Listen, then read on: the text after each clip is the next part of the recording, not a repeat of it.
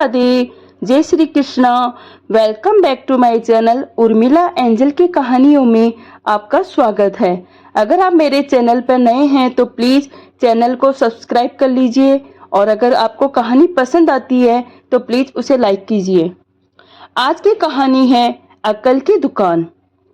एक रौनक नाम का लड़का था। जैसा नाम वैसा रूप। अकल में भी उसका मुकाबला कोई नहीं कर सकता था। एक दिन उसने घर के बाहर बड़े बड़े अक्षरों में लिखा, हाँ, यहाँ अक्ल बिकती है। उसका घर बीच बाजार में था। हर आने जाने वाला वहां से जरूर गुजरता था। हर कोई बोर्ड देखता, हंसता और आगे बढ़ जाता। रौनक को विश्वास था उसकी दुकान एक दिन जरूर चलेगी। एक दिन एक अमीर महाजन का बेटा वहां से गुजरा।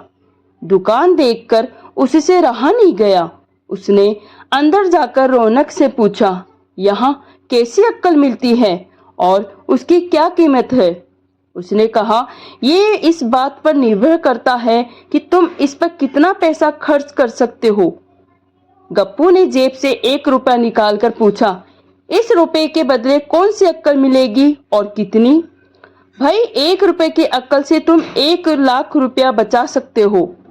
गप्पू ने 1 रुपया दे दिया।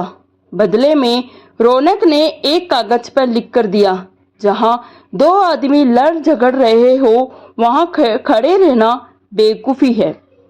गप्पू घर पहुंचा और उसने अपने पिता को कागज दिखाया।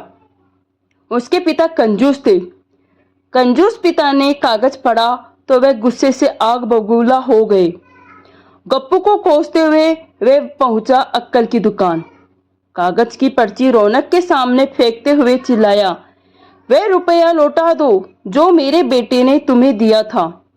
रौनक ने कहा, ठीक है, लौटा देता हूँ, लेकिन एक शर्त है, तुम्हारा बेटा मेरी सलाह पर कभी अमल नहीं करेगा।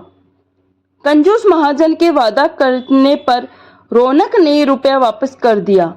उस नगर के राजा की 2 रानियां थी। एक दिन राजा अपनी रानियों के साथ जोरी बाजार से गुजरा। दोनों रानियों को हीरो का एक हार पसंद आ गया। दोनों ने सोचा महल पहुंचकर अपनी दासी को भेजकर हार मंगवा लेगी। संयोग से दोनों दासियां एक ही समय पर हार लेने पहुंची। बड़ी रानी की दासी बोली, मैं बड़ी रानी की सेवा करती हूँ, इसलिए हार मैं ही लेकर जाऊंगी। दूसरी बोली, पर राजा तो छोटी रानी को ज्यादा प्यार करते हैं, इसलिए हार पर मेरा हक है। गप्पू उसी दुकान के पास खड़ा था। उसने दासियों को लड़ते हुए देखा। दोनों दासियों ने कहा, वे अपनी रानियों से शिकायत करेगी। जब बिना फैसले के वे दोनों जा रही थी, तब उन्होंने गप्पू को देखा।